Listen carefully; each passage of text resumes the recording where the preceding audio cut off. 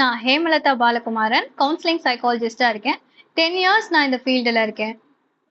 இப்போ பள்ளி வீட்டு இடைவெளிக்கு பிறகு அப்போ திறந்து மாணவர்கள் ஸ்கூலுக்கு போகிறாங்க.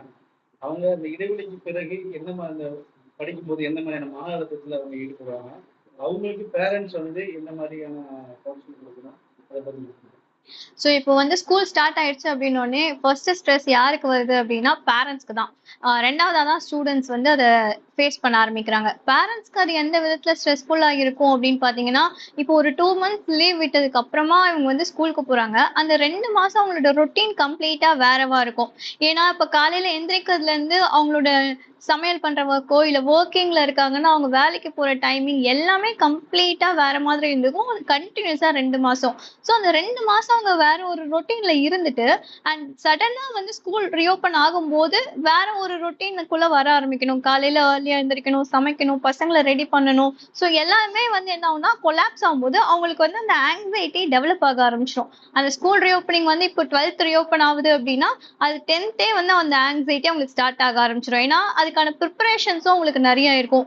புக்ஸ் வாங்குறதோ, பேக் வாங்குறதோ, யூனிஃபார்ம்ஸ் வாங்குறதோ, இந்த மாதிரி நிறைய விஷயங்கள் அவங்க ஃபுல் ஃபிளெட்ஜா அதுல இறங்கி பண்ண வேண்டியிருக்கும். அது மட்டும் இல்லாம அவங்களுக்கு அவங்களோட பர்சனல் ஒர்க்ஸுமே இருக்கும். ஏன்னா முக்கியமா ஒர்க்கிங் பேரண்ட்ல இருக்காங்க அப்படின்னா நிறையவே அவங்க ரொம்ப ஃபேஸ் பண்ணுவாங்க. பிகாஸ் 2 பேருமே ஒர்க் பண்ணும்போது அவங்க ஒர்க்கையும் பார்க்கணும் அண்ட் பசங்களோட ஸ்கூல் ரீஓப்பனிங்க்கு தேவையான விஷயங்களையும் பார்க்க ஆரம்பிக்கணும்.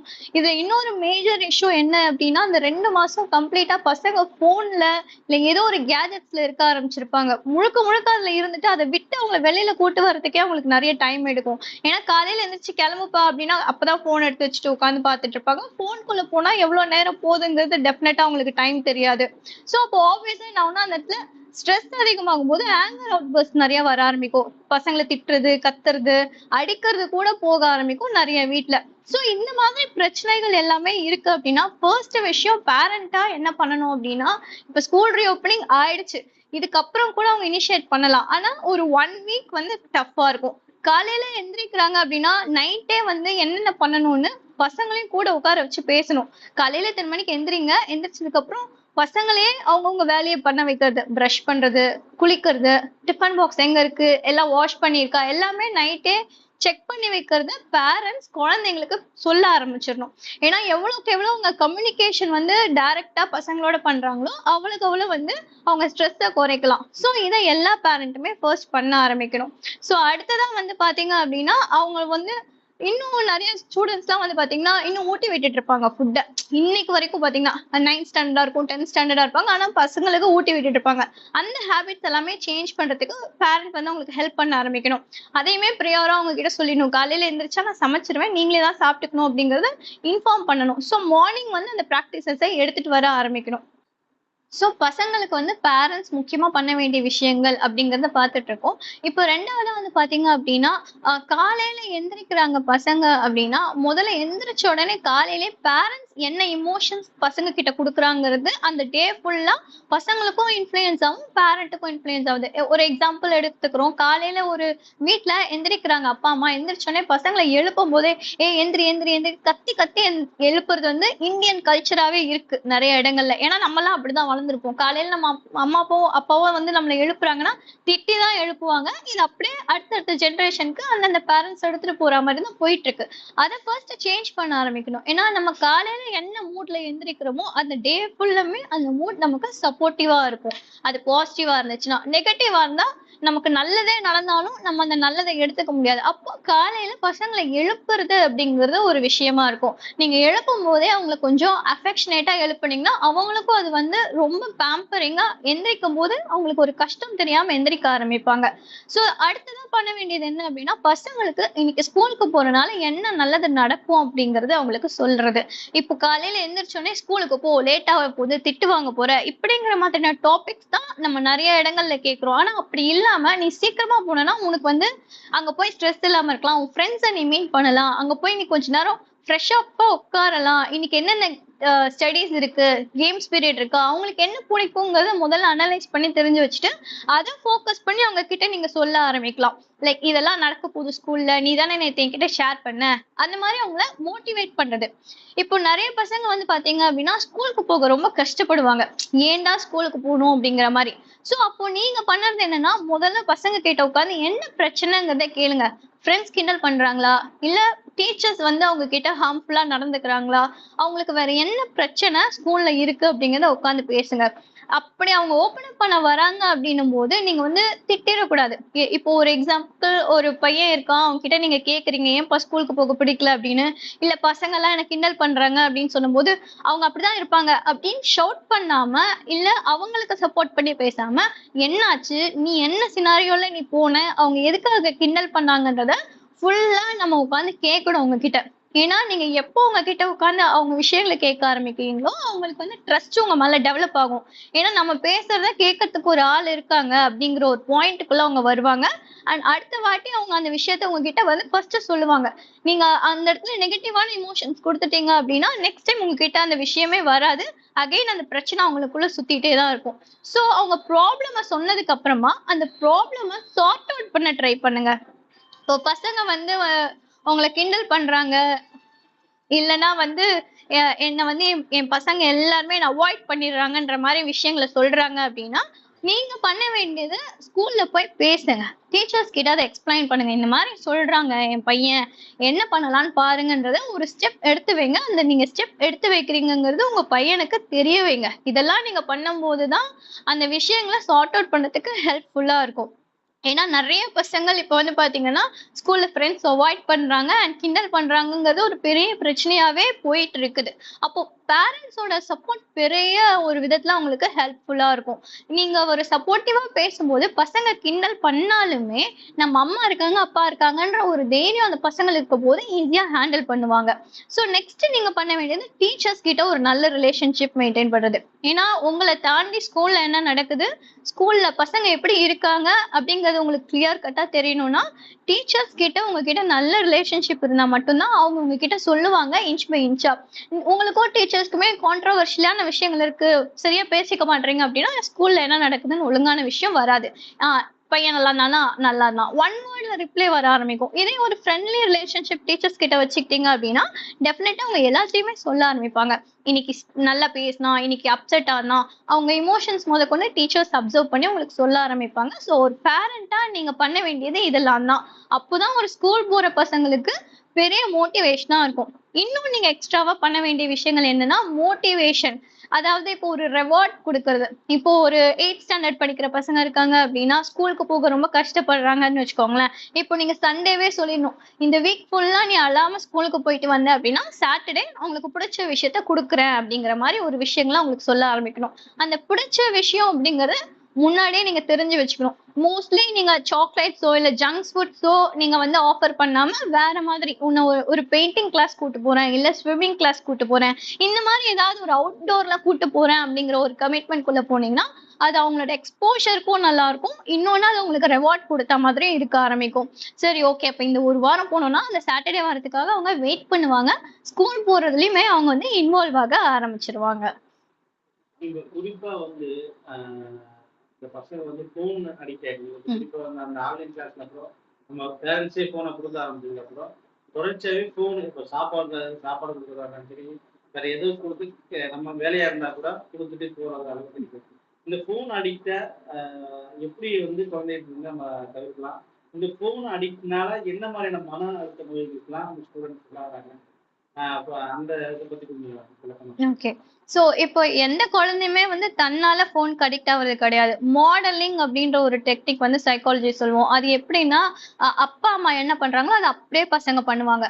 குழந்தையில இருந்து பாக்குறாங்கல்ல, அதுதான் அதோட காரணமா இருக்கும். இப்போ போனுக்கு எப்படி அடிக்ட் ஆகுறாங்க அப்படின்னு பார்த்தோம்னா, இப்போ ஒரு வயசு வரைக்கும் குழந்தைய ரொம்ப நல்லாவே பார்த்துப்பாங்க, அம்மாவா இருக்கட்டும் அப்பாவா இருக்கட்டும். அதுக்கப்புறமா என்ன ஆக ஆரம்பிச்சுன்னா குழந்தை கொஞ்சம் அதுக்கான டைம் எடுத்துக்க ஆரம்பிக்கும். அதுவே விளாண்டுக்கும், அதுவே உட்காந்துக்கும். அந்த டைம் வரும்போதுதான் அம்மாவா இருக்கட்டும் இல்ல அப்பாவா இருக்கட்டும் அது கூட விளையாடுற டைமை கம்மி பண்ணிட்டு அவங்க போன் எடுத்து யூஸ் பண்ண ஆரம்பிச்சிடுறாங்க. அப்போ அந்த குழந்தை அங்க இருந்து அந்த அம்மாவையும் அப்பாவையும் பார்க்க ஆரம்பிக்கும் போது அந்த குழந்தை என்ன கத்துக்குதுன்னா, அப்ப நம்ம சும்மா இருக்கும்போது ஃபோன்லாம் எடுத்து பார்க்கணுங்கிற லேர்னிங்குள்ள வராங்க.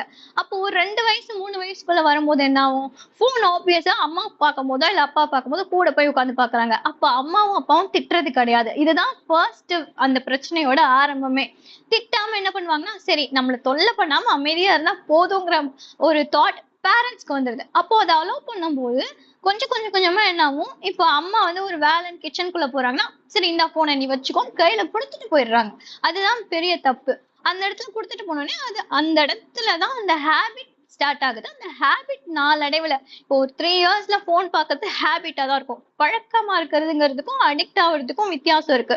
சோ அந்த பழக்கமா இருக்கிறது ஒரு 6 வயசு, 7 வயசு, 8 வயசு இந்த வருஷ கணக்குல அந்த ஹேபிட்ஸ்ங்கிறது ஒரு அடிக்ஷன் அப்படிங்கிற ஒரு பாயிண்ட்டுக்குள்ள போறாங்க. அந்த 8 வயசுல என்ன ஆகும்னா, நீங்களே போனை வையின்னு சொன்னாலும் அவங்களால வைக்க முடியாது. ஏன்னா அவங்க பிரெயின் வந்து அதுக்கு ட்ரெயின் ஆயிடுச்சு. போன் இருந்தாதான் என்னால சாப்பிட முடியும், போன் இருந்தாதான் என்னால இந்த டைமை ஸ்பெண்ட் பண்ண முடியும், அதை தாண்டி வேற எதுவுமே இல்லை அப்படிங்கிற மாதிரி அவங்க பிரெயின் வந்து ட்ரெயின் ஆக ஆரம்பிச்சிடும். சோ அப்ப இந்த மாதிரி சினாரியோல அந்த பசங்களை நம்ம எப்படி வெளியே கொண்டு வரணும்னா, அந்த என்ன லெவல்ல இருக்காங்கன்றத பார்க்கணும். இப்போ சில குழந்தைங்க எல்லாம் வந்து பாத்தீங்க அப்படின்னா போனை கொடு அப்படின்னு சொன்னா கொடுக்க மாட்டாங்க, அடிக்ஷன்ல இருக்காங்க அப்படின்னா. அப்ப கொஞ்சம் மிரட்ட ஆரம்பிப்பாங்க பேரண்ட்ஸ் வந்து. ஏன்னா ஆப்வியஸா வந்து போன் பாக்குறது நல்லது இல்லைன்றது பேரண்ட்ஸ்க்கு தெரியும். அப்ப மிரட்டும் போது என்ன ஆகும்னா, குழந்தைங்க பயந்து வைக்கிறாங்கன்னா ஓகே ஃபைன், அவங்க வீட்லயே அதை சரி பண்ணிக்கலாம். இல்ல சில குழந்தைங்க எல்லாம் என்ன பண்ணுவாங்க அப்படின்னா, மிரட்னா திருப்பி ஒரு நெகட்டிவ் இமோஷன்ஸ் கொடுப்பாங்க. லைக் எப்படின்னா திருப்பி கத்துறது, திருப்பி அம்மாவையே வந்து அடிக்க போறது, இல்ல பொருளை தூக்கி போட்டு உடைக்கிறது, இல்ல போனையே கீழே போட்டு உடைச்சிருவேன் மிரட்டுறது. இந்த மாதிரி நெகட்டிவான இமோஷன்ஸ்குள்ளயோ நெகட்டிவான பிஹேவியர்ஸோ அவங்க வெளிப்படுத்துறாங்கன்னா டெஃபினட்டா அவங்க வந்து ஒரு சைக்காலஜிஸ்ட் கிட்டயோ சைக்காட்ரிஸ்ட் கிட்டயோ போய் ஹெல்ப் எடுக்க வேண்டிய சுச்சுவேஷனுக்கு போயிட்டாங்க. அது வந்து ஒரு எக்ஸ்ட்ரீம் கண்டிஷன். ஸோ இந்த கண்டிஷன்ல இருக்காங்கன்றத பேரண்ட்ஸ் அக்செப்ட் பண்ணணும். ஏன்னா இப்போ என்ன பிரச்சனைனா, இவ்வளோ அடிக்ஷன்ல இருக்காங்க பசங்க அப்படின்னா பேரண்ட்ஸ் வந்து அதை ஒரு சைக்காட்ரிஸ்ட் கிட்ட கூட்டு போனா அது ஒரு அசிங்கமா நினைக்கிறாங்க.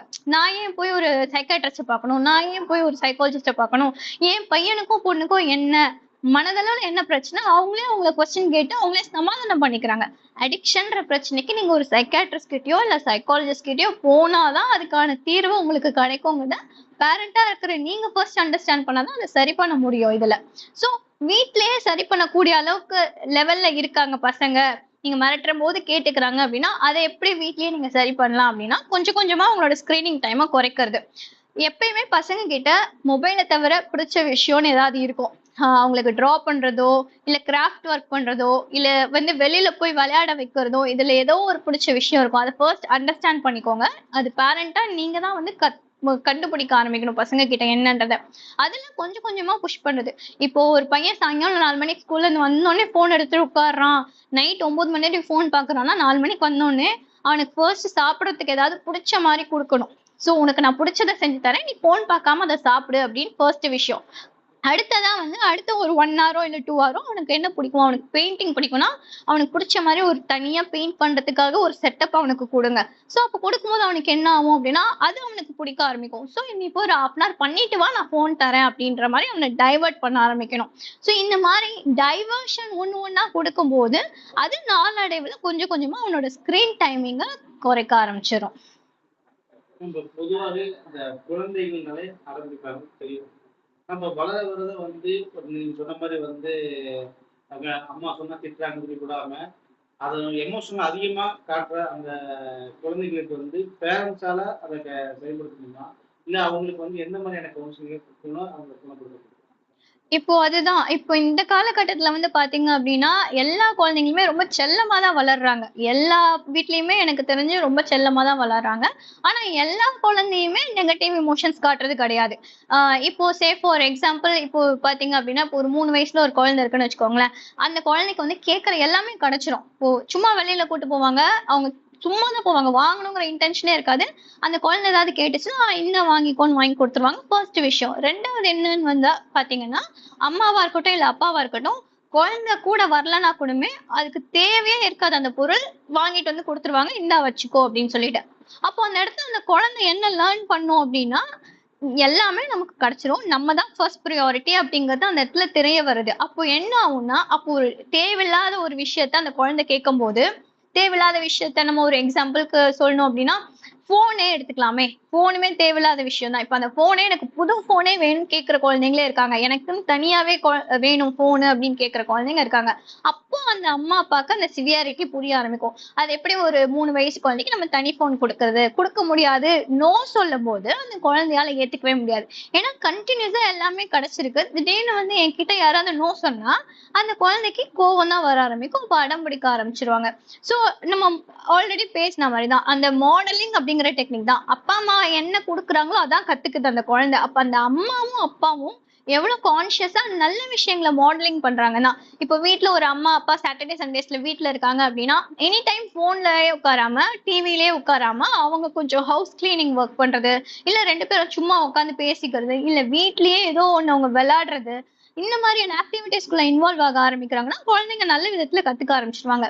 இப்போ இல்ல அந்த குழந்தைங்க கொஞ்சம் வளர்ந்துட்டாங்க, ஒரு 8th அப்புறமா இருக்காங்க அப்படின்னும் போது பாத்தீங்கன்னா அவங்களுக்கு நிறைய ஃப்ரெண்ட்ஸ் மேல அட்ராக்ஷன் போக ஆரம்பிக்கும். அப்போ அந்த இடத்துல அம்மாவோ அப்பாவோ என்ன பண்ணாலும் அவங்களுக்கு பெரிய விஷயமா தெரியாது. அம்மா அப்பா கிட்ட இருந்து கத்துக்கிற விஷயம்னு இருக்காது, ஃப்ரெண்ட்ஸ் கிட்ட இருந்து கத்துக்கிற விஷயமா இருக்கும். அப்போ அந்த பாயிண்ட் ஆஃப் வியூல வந்து ஃப்ரெண்ட்ஸ் எப்படிப்பட்ட ஃப்ரெண்ட்ஸ் அவங்களுக்கு இருக்காங்கன்னு ஒரு மேஜர் இதுவா இருக்கும் அந்த இடத்துல. இப்போ 4 நல்ல ஃப்ரெண்ட் இருக்காங்க அப்படின்னா இந்த பையன் கிட்ட நெகட்டிவான விஷயமே இருந்தாலும் அந்த நல்ல ஃப்ரெண்ட்ஸ் கிட்ட பார்த்து மாத்திப்பான். ஓகே, இந்த மாதிரிதான் இருக்கணும் போல, நம்ம சோசியபிளா இருக்கும் போது இப்படி இருக்கணும் போல அப்படிங்கறத லேர்ன் பண்ணிப்பான். இல்ல இருக்கிற 4 ஃப்ரெண்டுமே சரியான ஃப்ரெண்ட்ஸ் இல்ல அப்படின்னும் போது நல்ல விஷயமே அந்த பையன் கிட்ட இருந்தாலுமே அது எல்லாமே நெகட்டிவா போகும். அப்போ இந்த இடத்துல என்ன பண்ணணும் அப்படின்னா பேரண்ட்ஸோட ரோல் தான் வெரி இம்பார்ட்டன்ட். பிகாஸ் பேரண்ட்ஸ் என்ன பண்றாங்க அப்படின்னா ஸ்கூலுக்கு போயிட்டாங்க பசங்க அப்படின்னா அவ்வளவுதான், போயிட்டு வந்தா போதும் அவ்வளவுதான்ற ஒரு மைண்ட் செட்ல இருக்காங்க. அந்த பையன் என்ன பண்றான் ஸ்கூல்ல அதை தெரிஞ்சுக்கணும் அப்படிங்கிற ஒரு தாட் ரொம்ப குறைவா இருக்கு. ஏன்னா நீங்க முன்னாடியே நம்ம பேசின மாதிரி அந்த மொபைல் போன் அப்படிங்கிறது பெரிய ஒரு என்ன சொல்றது டேஞ்சரஸ் ஒரு ஜோன்ல தான் இருக்காங்க எல்லாருமே. யார பார்த்தாலுமே போன் போன் போன் அப்படிங்கிற ஒரு விஷயத்துலதான் உட்கார்ந்துட்டு இருக்காங்க. அப்ப ஸ்கூல்ல இருந்து பசங்க வராங்க அப்படின்னா வந்த உடனே உட்கார வச்சு எப்படி போச்சு இன்னைக்கு டே அப்படின்ற ஒரு கொஸ்டின் எங்க நிறைய பேர் கேக்குறாங்கன்றது தெரியல, ரொம்ப குறைவா தான் இருக்கு. எப்போ அந்த கொஸ்டின்ஸ் அதிகமா கேட்க ஆரம்பிக்கிறாங்களோ, பசங்களை கூப்பிட்டு உட்கார வச்சு பேச ஆரம்பிக்கிறாங்களோ, அப்போ அவங்களோட பிஹேவியர்ஸ் பாசிட்டிவா மாற ஆரம்பிக்கும். அடம் பிடிக்கிறதா இருக்கட்டும், இல்ல தேவையில்லாத விஷயத்துல இன்வால்வ் ஆகுறதா இருக்கட்டும், எல்லாமே ரெடியூஸ் ஆக ஆரம்பிக்கும். ஆனா இப்ப இருக்கிற பேரண்ட்ஸ் வந்து அந்த போன் அப்படிங்கிறதுக்குள்ள போகாம பசங்களை கூட உட்கார வச்சு பேசணும். ஈவினிங் ஆச்சுன்னா சும்மா ஒரு சின்ன வாக் கூட்டு போலாம் வெளியில. நடந்துட்டே போகும்போது அந்த ஃப்ரெஷ் ஏர் நம்ம மேல படும்போது அவங்களை அறியாமலே பேச ஆரம்பிப்பாங்க பசங்களுமே. இதை எவ்ரிடே பண்ண ஆரம்பிக்கணும். என்னைக்கோ ஒரு நாள் பண்ணோம்னா பேச மாட்டாங்க டெஃபினட்டா. சோ அதை எவ்ரிடே பண்ண ஆரம்பிக்கும் போது அவங்களோட ரிலேஷன்ஷிப்பும் அந்த இடத்துல ஸ்ட்ராங் ஆகும், நெகட்டிவ் பிஹேவியர்ஸும் குறைய ஆரம்பிக்கும். கரெக்டா ஸ்கூல் ஸ்டூடெண்ட் லாஸ்ட் இப்போ இந்த ஸ்கூல் ஸ்டூடெண்ட்ஸ் வந்து பாத்தீங்கன்னா அந்த ட்ரக் அடிக்ட்ஸ் வந்து அதிகமா இருந்தாங்க. 7th 8th கிளாஸ்ல இருந்தே வந்து அந்த பழக்கத்துக்கு வந்து அதிகமாக இப்படி அடிமை ஆகிற அந்த பழக்கத்தை வந்து பேரண்ட்ஸ்க்கே தெரியாம இருக்குது. அப்புறம் அவங்களுடைய நடவடிக்கை எப்படி மாறும்? ட்ரக்ஸ் அடிக்டானா அவங்களை எப்படி பேரண்ட்ஸ் வந்து கண்காணிக்க வேணும்? அதை பத்தி கொஞ்சம் எடுத்துக்கோங்க. ஓகே, இப்போ வந்து பாத்தீங்கன்னா ட்ரக் அடிக்ஷன் வந்து ரொம்ப அதிகம் தான் ஆயிட்டு போகுது. நான் ஒரு 4 இயர்ஸ் வந்து ஒரு அடிக்ஷன் ஹாஸ்பிட்டல்ல தான் ஒர்க் பண்ணிட்டு இருந்தேன். அந்த இடத்துல ஒர்க் பண்ணும்போது பாத்தீங்க அப்படின்னா நிறைய டீனேஜர்ஸ் பசங்க வந்துட்டு இருந்தாங்க. நான் ஃபர்ஸ்ட் இயர் பார்க்கும்போது இருந்த கவுண்டை விட அடுத்தடுத்த இயர்ஸ் ஆகும்போது இன்க்ரீஸ் ஆயிட்டே தான் இருந்துச்சு அந்த பசங்களோட கவுண்ட். அப்போ இதுக்கான காரணம் என்ன அப்படின்னு பாத்தீங்கன்னா அவங்களுக்கு வந்து எல்லாமே அவைலபிளா இருக்கு, ஈஸியா கிடைக்குது. இப்போ வந்து பாத்தீங்கன்னா ஒரு 10 15 20 இயர்ஸ்க்கு முன்னாடி ட்ரக் எங்க கிடைக்கும்னு தேடி போகணும், இல்ல அந்த மாதிரி ஒரு கான்டாக்ட் இருந்தாதான் அவங்களுக்கு கிடைக்கும்ன்ற மாதிரி இருந்துச்சு. ஆனா இப்போ அப்படி கிடையாது. சும்மா நீங்க எங்கேயாவது போய் ஏதாவது ஒரு பசங்களை மீட் பண்ணாவே ஏரியா கொத்தர் அப்படிங்கிற மாதிரியே கிடைச்சிருது ஈஸியா. அப்போ அந்த ட்ரக் அவைலபிலிட்டி ஈஸியா இருக்கு, ஃபர்ஸ்ட் விஷயம். ரெண்டாவது வந்து பாத்தீங்க அப்படின்னா அதுவுமே வந்து மீடியாவோட இன்ஃபுளுயன்ஸ் கண்டிப்பா இருக்குன்னு தான் நான் சொல்லுவேன். பிகாஸ் மீடியால இப்போ நீங்க ஒரு சினிமா பாட்டே எடுக்கிறீங்க, இல்ல ஒரு படமே எடுக்கிறீங்கன்னா ட்ரக்கோ இல்ல ஆல்கோஹாலோ இல்ல ஸ்மோக்கிங்கோ இல்லாத படமே இல்லை அப்படிங்கிறது தான் இந்த இடத்துல நம்ம சொல்லி ஆகணும். அப்போ பசங்க வந்து அந்த மீடியாவை அதிகமா யூஸ் பண்ணும்போது பார்க்கும்போது அவங்களோட மைண்ட் வந்து அதை எடுத்துக்குது. அதை எடுத்துக்கிட்டா நான் பண்ணேன்னா நான் கெத்து, நான் கெத்து காட்டணும் அப்படிங்கிற ஒரு பாயிண்ட்ல போற அடிக்ஷனுக்குள்ள போற பசங்களும் நிறைய பேர் இருக்காங்க. ஃப்ரெண்ட்ஸோட இன்ஃப்ளூயன்ஸ்ல அடிக்ஷனுக்குள்ள போற பசங்களும் நிறைய பேர் இருக்காங்க. இப்போ அந்த மாதிரி ட்ரக் அடிக்ஷனுக்குள்ள இருக்காங்களா இல்லையா அப்படிங்கறத தெரிஞ்சுக்கணும் அப்படின்னா ஃபர்ஸ்ட் திங் என்னன்னா அவங்களோட பர்சனாலிட்டியே சேஞ்ச் ஆக ஆரம்பிக்கும். பர்சனாலிட்டினா இதுக்கு முன்னாடி வந்து ட்ரக் அடிக்ஷனுக்குள்ள போறதுக்கு முன்னாடி அந்த பையன் எல்லாருக்கூடயும் ரொம்ப சகஜமா பேசிட்டு இருந்திருப்பான், ரொம்ப சோஷியபிளா இருந்திருப்பான், ரொம்ப நல்ல பையனா இருந்திருப்பான். அதாவது அப்பா அம்மா சொன்ன பேச்சு கேட்டுட்டு அப்பா அம்மா கிட்ட எதையும் மறைக்காத பையனா இருந்திருப்பான். பட் ஸ்லோலி அவன் அடிக்ஷனுக்குள்ள போறான் அப்படின்னும் போது ஃப்ரெண்டோட இன்ஃப்ளூயன்ஸ் அதிகமா இருக்கும். ஃப்ரெண்ட்ஸ் கிட்ட மட்டும்தான் ஷேரிங் இருக்கும், அப்பா அம்மா கிட்ட பேசுற டைம் குறைஞ்சிரும். ஃபேமிலியில வந்து இப்போ ஒரு சாட்டர்டே சண்டே கெட் டுகெதரா எல்லாரும் உட்கார்ந்துருக்காங்கன்னா அவன் வந்து தனிமையை தேட ஆரம்பிச்சிருவான். ஸோ தனியா போய் நான் உட்காந்துக்கணும், பிகாஸ் சேர்ந்து உட்காந்து ஐடென்டிஃபை பண்ணிடுவாங்க ஃபர்ஸ்ட் விஷயம். ரெண்டாவது வந்து பாத்தீங்கன்னா அந்த மாதிரி பர்சன்ஸ் அடிக்ஷன்ல இருக்காங்க அப்படின்னா தனிமையில இருக்க தான் விரும்புவாங்க. அண்ட் அடுத்ததா வந்து பாத்தீங்க அப்படின்னா அந்த ட்ரக் அடிக்ஷன்ல இருக்கிறவங்க அவங்களோட ஸ்டடீஸ் அகாடமிக் வைஸ் குறைய ஆரம்பிச்சிடும். அவங்களால கான்சென்ட்ரேஷன் பண்ண முடியாது, மெமரி வந்து அவங்களுக்கு டவுன் ஆக ஆரம்பிச்சிடும், ஓவர் திங்கிங் பண்ண ஆரம்பிப்பாங்க. ஓவர் திங்கிங் எப்படி இருக்கும் அப்படின்னா அப்சஸ்டா இருக்கும். ட்ரக் எங்க கிடைக்கும், எப்படி எடுக்கலாம், அடுத்த ட்ரக் நம்ம எப்படி போய் பண்ணலாம், யார் கூட போய் பண்ணலாம், அவங்க தாட்ஸ் ஃபுல்லுமே வந்து ப்ரீ ஆக்குபைடா ட்ரக்ஸ் மேல இருக்க ஆரம்பிச்சிடும். ஸோ அதே மாதிரி அவங்க கிட்ட கை நடுக்கும், இதெல்லாம் வந்து அடுத்தடுத்த ஹையர் லெவல் நான் சொல்றேன். கை நடுக்கம் வர ஆரம்பிச்சிடும், கண்ணு எப்பயுமே ரெட்டிஷா இருக்கும், ஒரு மாதிரி ட்ரௌசியா இருப்பாங்க, சரியா சாப்பிட மாட்டாங்க, சரியா தூங்க மாட்டாங்க, முக்கியமா அதிக நேரம் வீட்டுல இருக்க மாட்டாங்க. ஸோ வீட்டுல இருக்க ஐடென்டிஃபை பண்ணிடுவாங்கன்றதுக்காகவே அதிகமா ஃப்ரெண்ட்ஸோட போயிடுறது, லேட் நைட் வீட்டுக்கு வந்துட்டு நேரா போய் படுத்து தூங்கிடுறது, மார்னிங்குமே ஏர்லியா கிளம்பி போயிடுறது. ஸோ இது எல்லாமே அவங்களோட பிஹேவியர் சேஞ்சஸ். ஸோ இந்த மாதிரி ஏதாவது சேஞ்சஸ் இருக்கு அப்படின்னா டெஃபினட்டா அவங்களோட பசங்களோட பேக்கை செக் பண்ணுங்க, அவங்க கான்டாக்ட்ஸை செக் பண்ணுங்க, அண்ட் பசங்களை கூப்பிட்டு உட்கார வச்சு முதல்ல பேசுங்க. ஸோ இது மூணுமே பண்ணீங்க அப்படின்னா அவங்க அந்த பிரச்சனையில இருக்காங்களா இல்லையாங்கிறத நீங்க ஐடென்டிஃபை பண்ணிக்கலாம். ஒருவேளை உங்க பசங்க மேல உங்களுக்கு டவுட்ஃபுல்லா இருக்கு, அவங்க அடிக்ஷனுக்குள்ள போறாங்கன்னு நீங்க நினைக்கிறீங்கன்னா டைரக்டா பேசுறது தப்பு கிடையாது. நீங்க கூப்பிட்டு பேசி ஒருவேளை அந்த பசங்க அப்படி இல்லை அப்படின்னா சாரி கேட்டுருங்க, தப்பு கிடையாது. ஒரு பேரண்டா நீங்க போய் உங்க பசங்க கிட்ட சாரிப்பா நான் இந்த மாதிரி யோசிச்சதுக்குன்னு சொல்றதும் தப்பு கிடையாது. சோ தட் அவங்க அடுத்த வாட்டி அந்த மாதிரி போகாமையும் இருப்பாங்க. நம்ம பேரண்ட் இவ்வளவு ஜென்யூனா இருக்காங்க அப்படிங்கிற தாட் அவங்களுக்குள்ள டெவலப் ஆக ஆரம்பிக்கும். மன அழுத்தம் அப்படிங்கிறது வேற, பயம் அப்படிங்கிறது வேற, அண்ட் இப்போ நீங்க சொன்ன மாதிரி பதட்டம் அப்படிங்கிறது வேற. மூணுமே வேற வேற வேறதான். இப்போ நாளடைவுல என்ன ஆகுதுன்னா நம்ம பேச்சுவாக்குல பயம், மன அழுத்தம், பதட்டம் அப்படிங்கிறது மொத்தமா ஒரே வார்த்தை ஆயிடுச்சு. இப்போ வந்து பாத்தீங்கன்னா ஆங்ஸைட்டி அப்படிங்கறதோட எடுத்துக்கலாம், அதாவது பதட்டம். இப்போ ஆங்ஸைட்டி அப்படிங்கிறது என்னன்னா ஒண்ணும் இல்ல, அது ஃபியர் வந்து அதிக லெவல்ல போறதுதான் ஆங்ஸைட்டின்னு சொல்லுவோம். அது வந்து ஒரு மென்டல் ஹெல்த் டிஸார்டர்னே சொல்லுவோம். அதுக்கு வந்து பாத்தீங்க அப்படின்னா மருந்தோட உதவியோட தான் அவங்களுக்கு வந்து தெரப்பி மூலமா அதை கொஞ்சம் கொஞ்சமா சரி பண்ண முடியும். இப்போ ஒரு பசங்க வந்து யாராவது ஆங்ஸைட்டில அஃபெக்ட் ஆயிருக்காங்கன்னா ஒரு உதாரணத்துக்கு சொல்றேன்னு பாருங்களேன். இப்போ ஒரு பையன் வந்து இப்போ 10th படிக்கிறான்னு வச்சுக்கோங்க. 10th போயிட்டாரு, அவரு போன உடனேவே வந்து அவருக்கு ஒரு பயம் டெவலப் ஆகுது. நம்ம 10th வந்துட்டோம், இந்த வாட்டி பப்ளிக் எக்ஸாம் ஃபேஸ் பண்ண போறோம், நம்ம எப்படி பண்ண போறோம் அப்படின்னு 10th போன உடனே அந்த பயம் ஆரம்பிச்சிருச்சுன்னா அது ஒரு பதட்டமா ஆக ஆரம்பிக்கும். ஏன் அப்படின்னா இப்போ வந்து நான் 10th போன உடனே எனக்கு இன்னும் டைம் இருக்கு, ஒரு 10 மாசம் எனக்கு டைம் இருக்கு அந்த எக்ஸாம் வரதுக்கு. ஆனா அந்த 10 மாசம் கேப்லயுமே நான் அதை பத்தி பயப்படுறேன் அப்படின்னா என்னால பாடத்தை கவனிக்க முடியாது, கிளாஸ்ல என்ன சொல்றாங்கன்றத காது கொடுத்து கேட்க முடியாது, நான் வீட்டுக்கு போனாலும் நான் வந்து அந்த புத்தகத்தை ஓபன் பண்ணேன் அப்படின்னா என்னால படிக்க முடியாது. ஏன்னா என்னோட தாட்ஸ் எல்லாமே ஓவர் திங்கிங் குள்ள போக ஆரம்பிச்சிருச்சு அபவுட் எக்ஸாம். ஸோ அப்போ என்ன ஆகும் அப்படின்னா ஞாபகம் வச்சுக்க முடியாது, நான் சீக்கிரமா மறந்து போயிடுவேன், ஏன்னா எனக்கு வேற ஒரு தாட் வந்து என்னை டிஸ்டர்ப் பண்ணிட்டே இருக்கு. இதுதான் ஆங்ஸைட்டி அப்படின்னு நம்ம சொல்லுவோம். அப்போ என்ன ஆகும்னா அந்த பையனால எவ்வளவுதான் படிச்சாலும் அந்த எக்ஸாம்ல போய் உட்காரும் போது அந்த பதட்டம் அவனை ஒழுங்கா பெர்ஃபார்ம் பண்ண விடாது. இதே வந்து ஒரு ஃபியர் இருக்குன்னு வச்சுக்கோங்க, அதே பையனுக்கு ஃபியரா இருக்கு, பதட்டமா இல்லை அப்படின்னா அவன் என்ன பண்ணுவான்னா 10th ஸ்டார்ட் ஆனோடனே ஜாலியா இருக்கும் அவனுக்கு, நான் 10th வந்துட்டேன், பெரிய பையன் ஆயிட்டேன் அப்படிங்கிற ஒரு எக்ஸைட்மெண்ட்டுக்குள்ள இருப்பான். அதே மாதிரி 10th முடிச்சுட்டு நான் வேற ஸ்கூல் போற பிளான்ல இருப்பான், இல்ல நான் வேற கோர்ஸ் எடுக்க போறேன் அந்த ஒரு தாட்ல ஜாலியா இருப்பாங்க.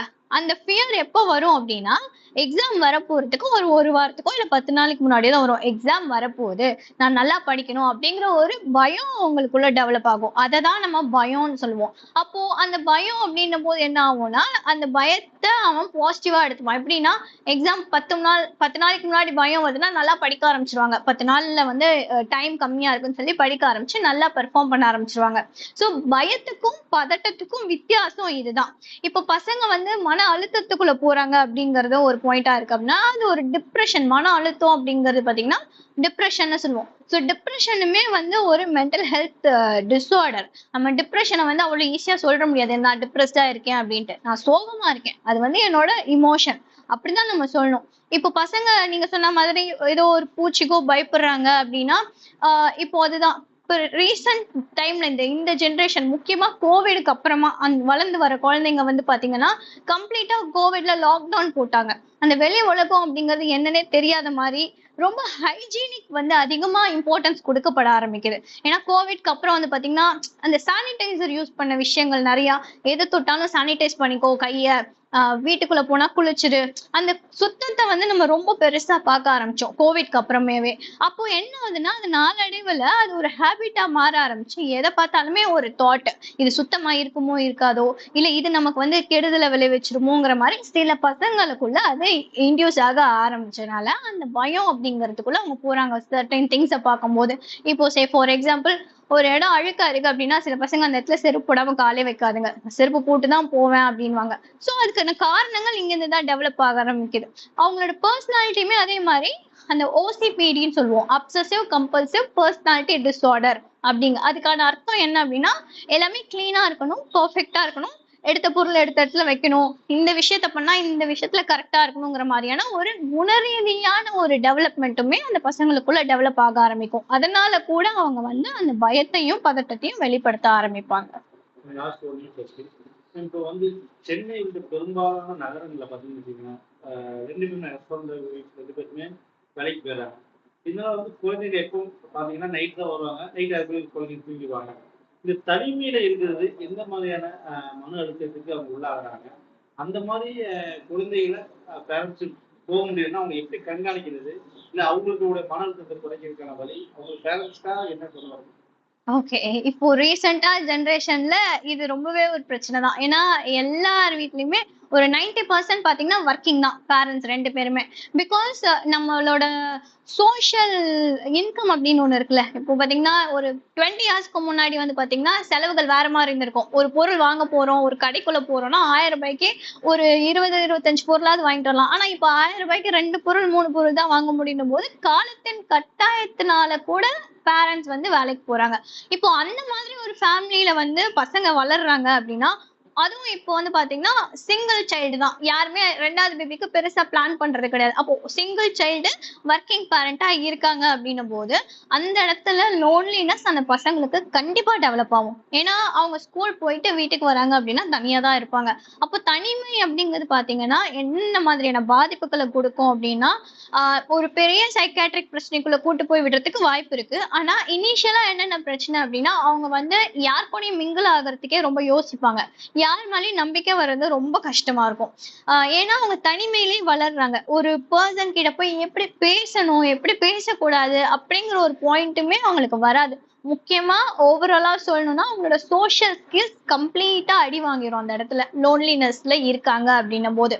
அதே மாதிரி அவங்க ஒரு வேலைக்கு போற கட்டத்துக்கு வரும்போது அவங்களால வந்து ப்ரொடக்டிவா இருக்க முடியாது. ஏன்னா அவங்க தனிமையிலேயே வளர்ந்தாங்கன்னும் போது ஒரு இடத்துல வேலைக்கு போனாங்க அப்படின்னா 4 பேர்கிட்ட கண்டிப்பா பேசணும், 4 பேர்கிட்ட நம்ம வந்து அட்ஜஸ்ட் பண்ணணும். லைக் சில பேர் பேசுறது நமக்கு பிடிக்காது, அப்ப அதையுமே நம்ம இடத்துல ஆன்சரிச்சுட்டே கேட்க வேண்டிய சூழ்நிலை இருக்கும். ஆனா அது அவங்களுக்கு அது பண்ண வராது. ஏன்னா அவங்க தனிமையிலேயே வளர்ந்துட்டு இருக்காங்க. அவங்களுக்கு என்ன தெரியுமோ அது மட்டும்தான் அப்படிங்கிற ஒரு பாயிண்ட்ல இருக்கும்போது இது எல்லாமே அவங்களை அஃபெக்ட் பண்ண ஆரம்பிக்கும். ஸோ இந்த மாதிரி ஒரு சினாரியோவை மாத்தணும், இல்லை இதுக்கு ஏதாவது பண்ணணும், ஸ்ட்ரெஸ் ஃப்ரீயா இருக்கணும் அப்படின்னா ரொம்ப கஷ்டம் தான் இந்த சினாரியோவை ஃபேஸ் பண்றது. ஏன்னா சோஷியோ எக்கனாமிக் ஸ்டேட்டஸ்க்காக பேரண்ட்ஸ் வேலைக்கு போறாங்க அப்படின்னும் போது டெஃபினட்டா வந்து அந்த குழந்தை வீட்டுல தனியா இருக்கு அப்படின்னா நம்ம வந்து அந்த இடத்துல மானிட்டரிங் பண்ணணும் ஃபர்ஸ்ட். ஏன்னா இப்போ இந்த தனிமைனால மேஜரா இன்னும் பிரச்சனைகள் என்ன அப்படின்னா,